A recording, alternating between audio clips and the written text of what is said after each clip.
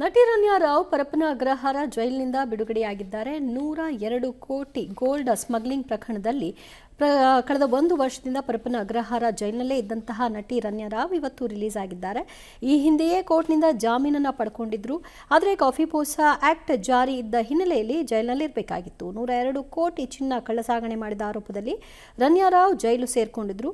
ಇನ್ನು ಪರಪ್ಪನ ಅಗ್ರಹಾರ ಜೈಲಿನಲ್ಲಿ ಮೊಬೈಲ್ ಬಳಸಿದ್ದಕ್ಕೆ ಮೈಸೂರು ಜೈಲಿಗೆ ವರ್ಗಾವಣೆಯಾಗಿದ್ದ ತರುಣ್ ಕೊಂಡರಾಜು ಮತ್ತು ಸಾಹಿಲ್ ಜೈನ್ ಕೂಡ ಬಿಡುಗಡೆಯಾಗಲಿದ್ದಾರೆ.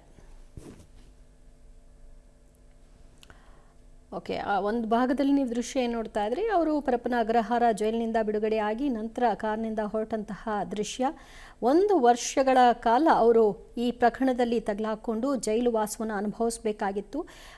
ಇಡಿ ಚಾರ್ಜ್ ಶೀಟ್ ಸಲ್ಲಿಕೆ ಆದ ನಂತರದಲ್ಲಿ ಅವರಿಗೆ ಜಾಮೀನು ಕೂಡ ದೊರೆತಿತ್ತು. ಆದರೆ ಕಾಫಿ ಪೋಸಾ ಆ್ಯಕ್ಟ್ನ ಹಿನ್ನೆಲೆಯಲ್ಲಿ 1 ವರ್ಷ ಕಳೆದ ನಂತರ ಈಗ ಮತ್ತೆ ಅವರಿಗೆ ಬಿಡುಗಡೆಯ ಭಾಗ್ಯ ದೊರೆತಿದೆ.